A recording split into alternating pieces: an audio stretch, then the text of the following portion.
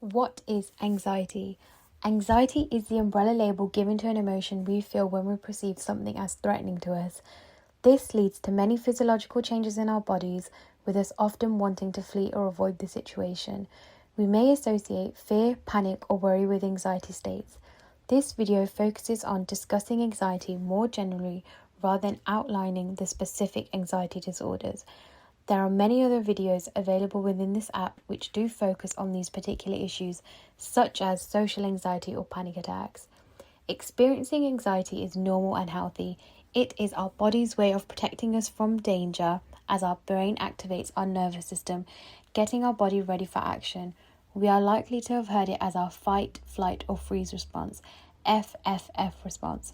This is where increased adrenaline is produced by the adrenaline gland, causing our heart to beat faster to ensure our major muscles are provided with oxygenated blood and energy. This is to enable us either to fight the danger we find ourselves in or flee the situation. Sometimes we may even freeze and perhaps the predators won't see us. This response had evolutionary value where we lived in caves and hunted for our food because it is likely we would need to fight predators to allow us to survive. In the 21st century, our threats have changed and it is unlikely we are going to come across a tiger in the aisle of the supermarket. Unfortunately, the hardware of our brains in having the capacity to respond to the threat has not changed, and we continue to interpret threats as physical danger. As a species, we can think, create scenarios, and imagine things that don't even exist because of our higher brain regions in the cortex.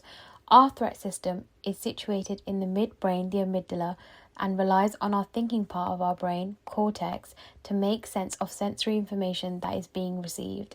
If our thinking part of our brain is providing the threat material via our thoughts, images, and imagined scenarios, then the amygdala will respond in the same way as if there was a saber-toothed tiger sat there and we would ultimately feel anxious. It is useful to consider how our threat system can be activated and how anxiety can then affect the way we feel, think, and behave. When we think that something bad is going to happen and we believe we can't cope, it is understandable that our brain perceives this as a threat and activates our nervous system to get ready to protect us.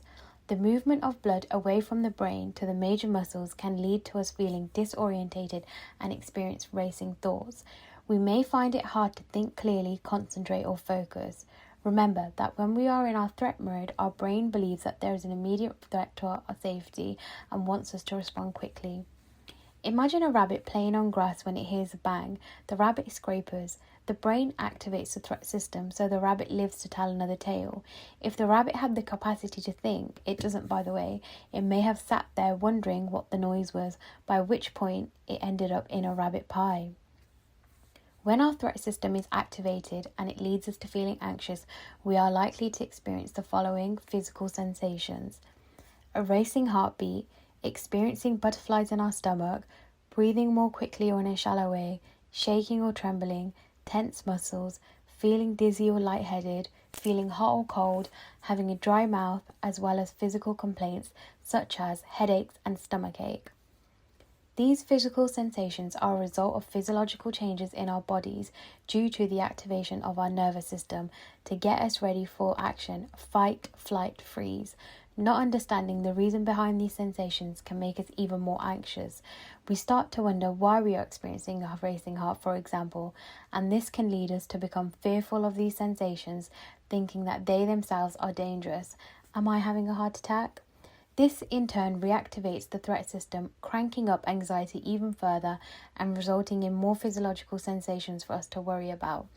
Common behaviours we often use to manage or cope with these sensations and worrying thoughts may include avoiding people or certain places, not going out, going to certain places at a certain time, for example when it's quieter, leaving situations or places early, seeking reassurance from people or checking things, hyper alert to threat, constantly noticing or interpreting things as being anxiety provoking, difficulty sleeping or changes in our appetite, paying attention to our bodies and sensations, scanning our bodies for any changes, When facing anxiety-provoking situations, we may use certain behaviors with the notion that we believe they will help us to manage them more effectively, though sometimes these behaviors can lead to an increase in our anxiety. At moderate levels, anxiety can be helpful and is appropriate in certain situations. It can improve our performance and attention to detail. For example, it would be helpful to feel some level of anxiety for an upcoming exam we may have to do. This is because the release of adrenaline produced when feeling anxious will help us focus and speed our brain, enabling us to feel more prepared for the exam. However, anxiety can be problematic when there is no real threat or danger, or when we are attributing more threat to a situation than there is. We can often do this via our imagination and our self-talk, leading us to avoiding things. The more we avoid, the less confidence we have in our ability to cope, and the more dangerous the situation is likely to perceive, leading to more avoidance, which in turn maintains the situation. When we face our fears in small steps, our anxiety may initially but gradually reduce as we face the situation we fear. The diagram on the screen helps display this. What is important is for us to learn strategies to stay with anxiety, reminding ourselves that it will eventually come down again.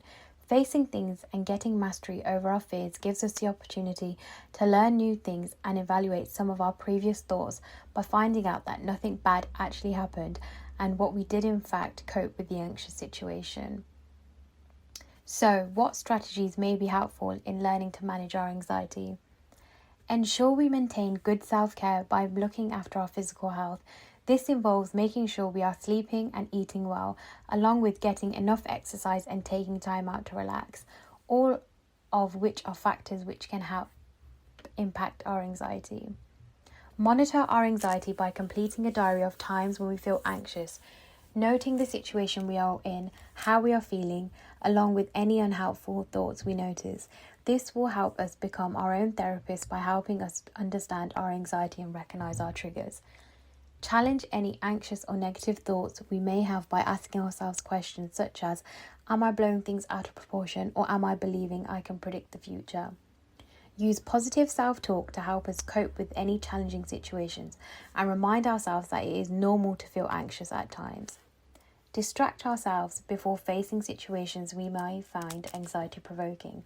This can help us prevent from overthinking a situation beforehand, which can sometimes put us off going entirely. Learn ways to manage physical symptoms of anxiety, such as our breathing, mindfulness exercise, grounding and relaxation techniques. The relaxation video may also be helpful to watch at this point. Mindful meditation, if done regularly, can help us train our brains to dismiss any anxious thoughts we may have as they arise. Create an anxiety